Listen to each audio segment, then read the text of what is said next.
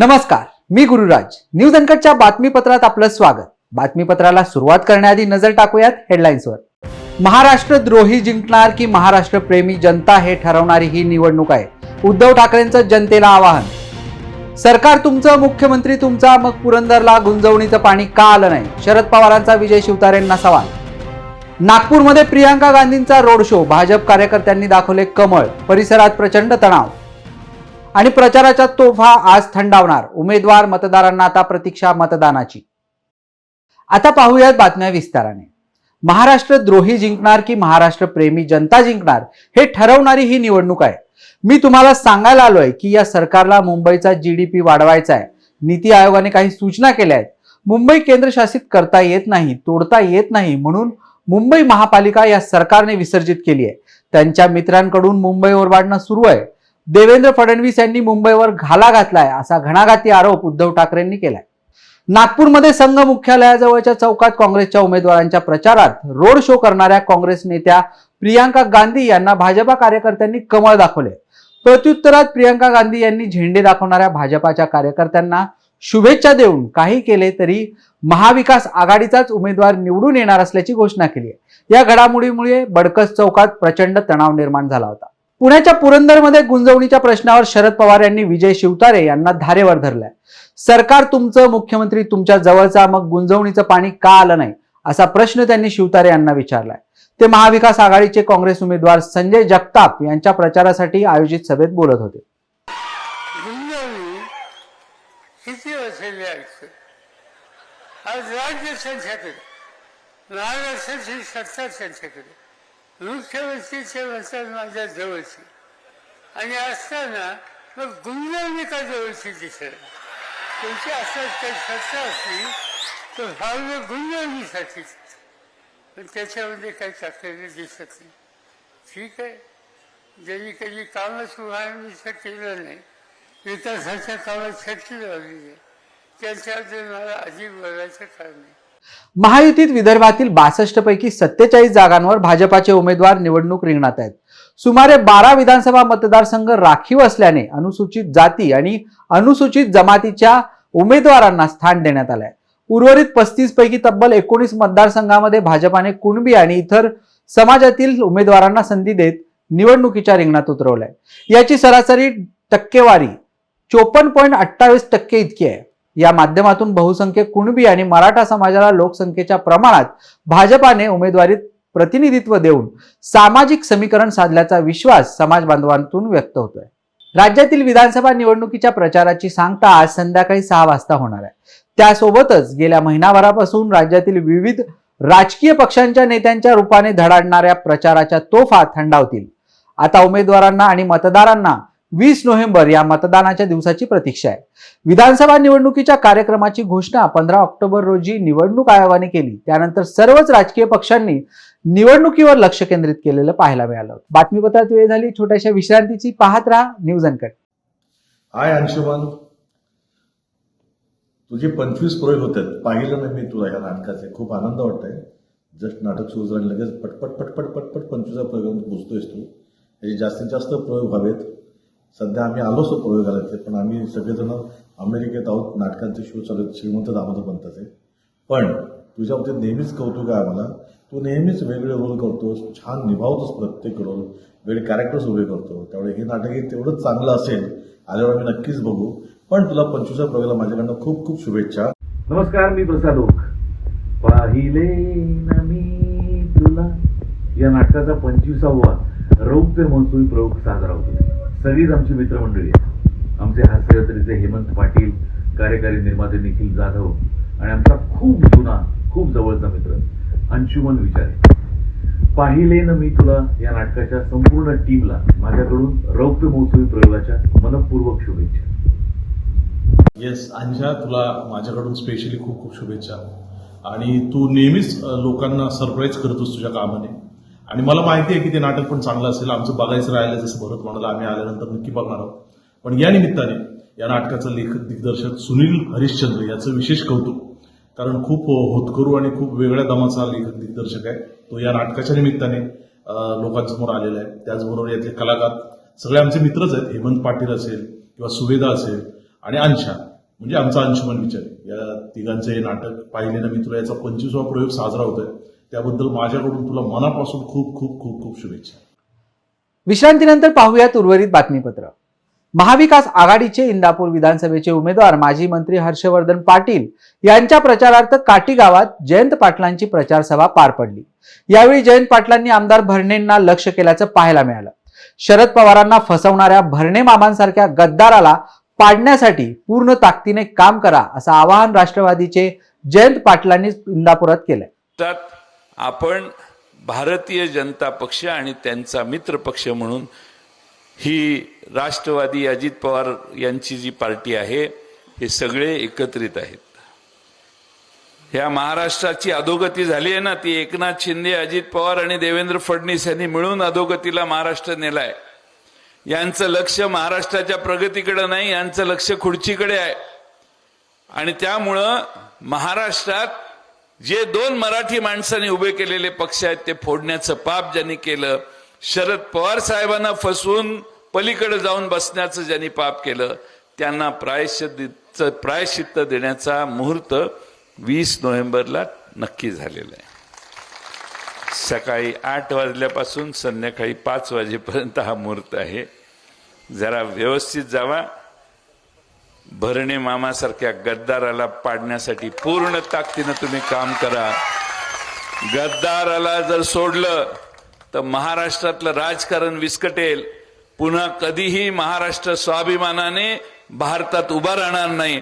मान खटावचा स्वाभिमान सांगता आणि बारामती फलटणमध्ये मुजरा घालता पहिल्या यादीतच भारतीय जनता पक्षाने माझं नाव जाहीर केलं, हा माझा स्वाभिमान आहे असा टोला प्रचार रॅलीत बोलताना आमदार जयकुमार गोरे यांनी विरोधकांना लगावलाय. मान खटाव मतदारसंघातील नेते मंडळीच्या भाषणांमधून तुफान फटकेबाजी पाहायला मिळते.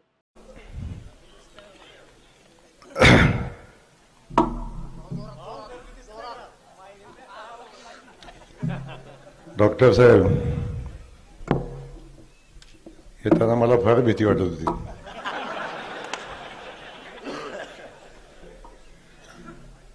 पाय कापतायत अजून.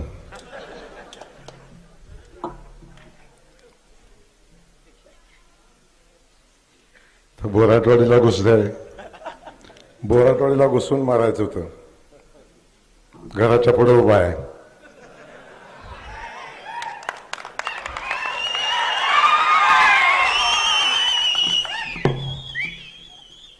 भंडाऱ्याच्या साकोली विधानसभेत भाजपाचे डॉक्टर सोमदत्त करंजेकर यांनी बंडखोरी केली असून ती महायुतीच्या उमेदवारासाठी डोकेदुखी ठरली आहे. करंजेकर यांना मोठ्या प्रमाणात मतदारांचा पाठिंबा मिळत असून साकोली येथे काढलेल्या रोड शो मध्ये हजारो नागरिक, महिला, तरुणाई सहभागी झालेले पाहायला मिळाले. साकोलीत भाजपाने राष्ट्रवादी काँग्रेसचे अविनाश ब्राह्मणकर यांना भाजपामध्ये प्रवेश देऊन नाना पटोलेंच्या विरोधात उमेदवारी दिली. त्यामुळे नाराज झालेल्या सोमदत्त करंजेकरांनी बंडखोरी केली आहे. महाराष्ट्रातील 50 खोके एकदम ओकेवालं हे महायुतीचं सरकार आता सत्तेतून पाय उतार होईल. त्यामुळे एक सक्षम आणि स्थिर सरकार आम्ही महाराष्ट्रात देऊ असा विश्वास काँग्रेस पक्षाचे राष्ट्रीय अध्यक्ष मल्लिकार्जुन खरगे यांनी कोल्हापुरात माध्यमांशी बोलताना व्यक्त केलाय. दरम्यान मुख्यमंत्री पदाचा चेहरा अजूनही निश्चित नाहीये.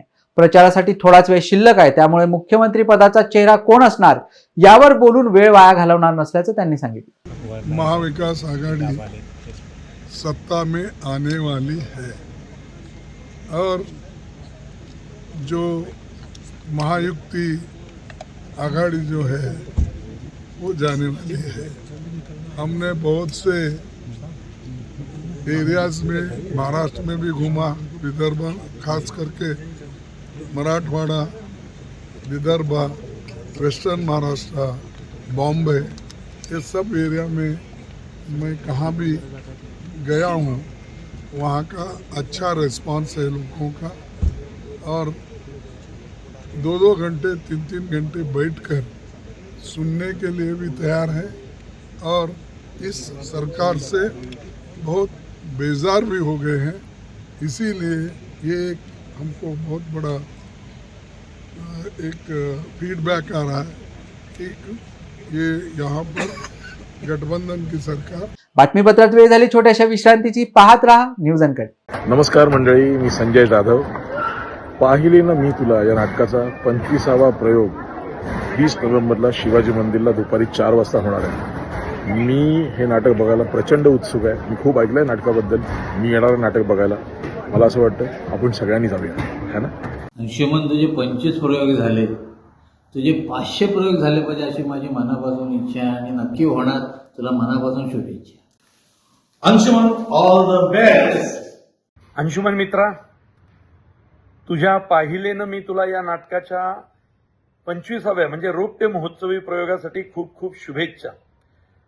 सुमुख चित्रनिर्मित आणि अनामिका प्रकाशित सुनील हरिश्चंद्रनी लिहिलेलं दिग्दर्शित केलेलं हे नाटक अख्ख्या महाराष्ट्रात धुमाकूळ घालतंय आणि याचा 25वा प्रयोग 20 नोव्हेंबरला शिवाजी मंदिर दादरला होतोय. अंशुमन, तुला आणि टीमला खूप शुभेच्छा. सुवेदा देसाई, हेमंत पाटील आणि तू खूप धमाल करताय या नाटकात. अरे तू तर अख्ख्या महाराष्ट्राचा लाडका आहेस आणि माझाही लाडका कलाकार आहे.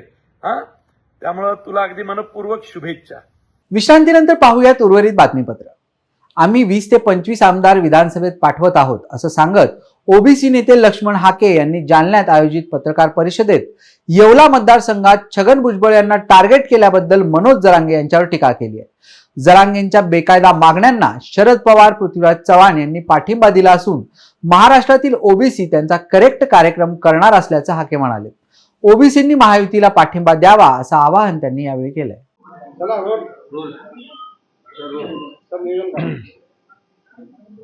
या महाराष्ट्रामधल्या ओबीसी आणि भटक्या विमुक्त जाती जमातीच्या लोकांना माझी विनंती आहे की आपण आपलं बहुमूल्य मत येऊ घातलेल्या निवडणुकीमध्ये योग्य त्या माणसाला, योग्य त्या पार्टीला आपल्याला द्यायचंय. आणि गेल्या वर्षभराच्या कालावधीमध्ये ज्या प्रवृत्तींनी, ज्या व्यक्तींनी, ज्या नेतृत्वानी, ज्या आमदार खासदारांनी जरांगे पाटलांना जाऊन लेखी पत्र दिली, तीच माणसं आता आपल्या वाड्यावर, तांड्यावर, वस्त्यावर मतं मागायला येत आहेत. या माणसांना तुम्हाला या गोष्टीचा जाब विचारायचा आहे. त्यांच्याकडून आश्वासन घेतल्याशिवाय तुम्ही काय केलं मागील काळात या गोष्टीचा जाब विचारल्याशिवाय तुम्ही त्यांना मतदान करायचं नाही, हा आशावाद मी महाराष्ट्रातल्या या लोकांसमोर, माझ्या जनतेसमोर व्यक्त करत आहे. कोल्हापुरातील करवीर विधानसभा मतदारसंघातील जनसुराज्य पक्षाचे उमेदवार संताजी घोरपडे यांच्यावर रविवारी रात्री 11:30च्या सुमारास प्रचार करून परतत असताना अज्ञातांनी जीवघेणा हल्ला केल्याची घटना घडली आहे. पन्हाळा तालुक्यातील मानवाडजवळ 6 ते 7 जणांकडून गाडी अडवून हा हल्ला करण्यात आलाय. यामध्ये संताजी घोरपडे यांच्या डोक्याला आणि हाताला गंभीर दुखापत झाली असून त्यांच्यावर खासगी रुग्णालयात उपचार सुरू आहेत. दरम्यान हल्लेखोर अंधारात पसार झाले असून या घटनेमुळे कोल्हापूर जिल्ह्यात एकच खळबळ उडाली आहे.